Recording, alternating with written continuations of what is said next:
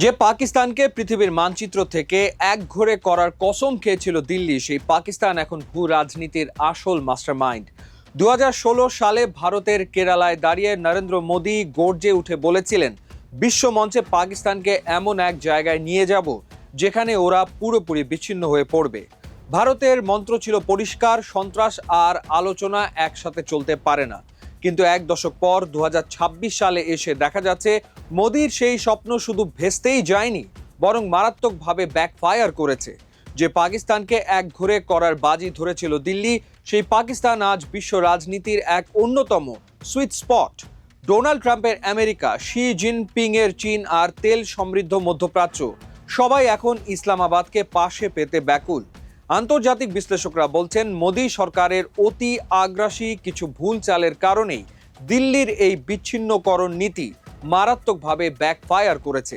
কিন্তু কিভাবে উল্টে গেল এই ট্রিলিয়ন ডলারের ভূ রাজনৈতিক খেলা, চলুন সহজে বুঝে নেওয়া যাক। দর্শক, 2025 সালের মে মাস, কাশ্মীরের পেহেলগামে পর্যটকদের ওপর এক হামলার সূত্র ধরে ভারত ও পাকিস্তানের মধ্যে আকাশ পথে ও মিসাইল নিয়ে তুমুল যুদ্ধ বেঁধে যায়। দশকের সবচেয়ে ভয়াবহ এই লড়াই যখন পারমাণবিক যুদ্ধে রূপ নেওয়ার ঝুঁকিতে, ঠিক তখনই মঞ্চে হাজির হন মার্কিন প্রেসিডেন্ট ডোনাল্ড ট্রাম্প। এক রাতের ম্যারাথন আলোচনার পর ট্রাম্প ট্রুথ সোশ্যালে ঘোষণা করেন তিনি দুই দেশের মধ্যে যুদ্ধবিরতি করিয়েছেন। পাকিস্তানের প্রধানমন্ত্রী শাহবাজ শরীফ সঙ্গে সঙ্গে ট্রাম্পকে ধন্যবাদ জানান, এমনকি ট্রাম্পের নাম নোবেল শান্তি পুরস্কারের জন্য প্রস্তাব করে বসেন। ট্রাম্প তো খুশিতে গদগদ। কিন্তু বিপত্তি বাধল ভারতের আচরণে। মোদি বরাবরই ট্রাম্পের বন্ধু হিসেবে পরিচিত ছিলেন, কিন্তু ওয়াশিংটনের এই তৃতীয় পক্ষ হয়ে মধ্যস্থতা করাটা দিল্লির পছন্দ হয়নি। ভারত সবসময় বলে এসছে কাশ্মীর বা পাকিস্তান ইস্যু একান্তই দ্বিপাক্ষিক। ক্ষুব্ধ মোদি ট্রাম্পের হোয়াইট হাউসে যাওয়ার আমন্ত্রণ ফিরিয়ে দেন এবং ফোনে বলেন এই যুদ্ধবিরতি ট্রাম্পের জন্য নয়, ভারত পাকিস্তানের নিজস্ব। ফলাফল কি হলো? ট্রাম্পের ইগোতে চোট লাগলো, তিনি প্রকাশ্যেই বলতে শুরু করলেন ভারত তার কৃতিত্ব কেড়ে নিচ্ছে। শুধু তাই নয়, ট্রাম্প দাবি করলেন যুদ্ধে পাকিস্তানের হাতে ভারতের ফাইটার জেট ভূপাতিত হয়েছে। আন্তর্জাতিক মহলেও ভারত পেহেলগাম হামলার পেছনে পাকিস্তানের সরাসরি হাত থাকার কোনো অকাট্য প্রমাণ দিতে পারেনি। ফলে বৈশ্বিক ন্যারেটিভ যুদ্ধে পাকিস্তান জিতে গেল আর ভারতের নীরবতা তাদের ব্যাকফুটে ঠেলে দিল। দর্শক, পাকিস্তান খুব চতুরতার সঙ্গে ট্রাম্পের মন জয় করে নিয়েছে। আমেরিকার ক্রিপ্টো মাইনিং ও খনিজ সম্পদের বাজারে বড় বিনিয়োগের লোভ দেখিয়ে তারা হোয়াইট হাউসের দরজা খুলে ফেলে। যে ট্রাম্প প্রথম মেয়াদে পাকিস্তানের বিরুদ্ধে মিথ্যা ও প্রতারণার অভিযোগ এনেছিলেন, তিনি 2025 সালের শেষে পাকিস্তানের সেনা প্রধান আসিম মুনিরকে মারে লাগো এবং হোয়াইট হাউসে মধ্যাহ্নভোজের আমন্ত্রণ জানান। ট্রাম্প আসিম মুনিরকে ভালোবেসে ডাকেন তার ফেভারিট ফিল্ড মার্শাল। যেখানে ভারত আসিম মুনিরকে সন্ত্রাসের মদতদাতা বলে প্রচার করছিল, সেখানে ট্রাম্পের এই ঘনিষ্ঠতা দিল্লির জন্য ছিল চপেটাঘাত। ভারতের জন্য আরেকটি বড় ধাক্কা আসে মধ্যপ্রাচ্য থেকে।